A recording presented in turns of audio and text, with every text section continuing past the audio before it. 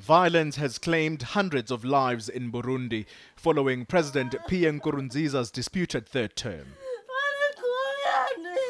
More than 200,000 people have fled the country.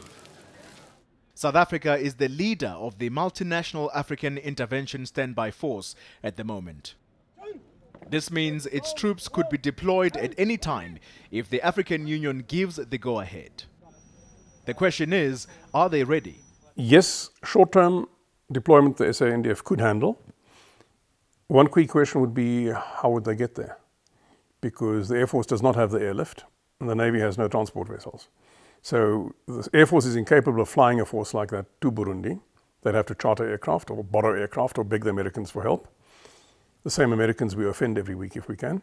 Or we'd have to charter ships to get to the nearest port, be it now either in Kenya or Tanzania, and then probably Tanzania, and then go up by rail and road. Heitman warns of unintended consequences as the SANDF is already stretched with commitments in the DRC and Sudan. So if you take another infantry battalion and you commit it somewhere, if it's 6 months or so, yeah, you can probably do it without too much hassle.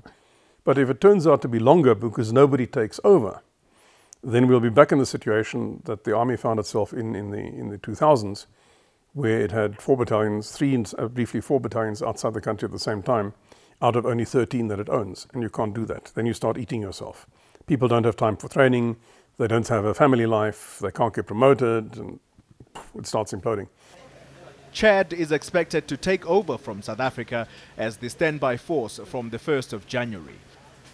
That's if troops are allowed into Burundi at all, following the president's rejection of the AU plan. Olumgambi, Johannesburg.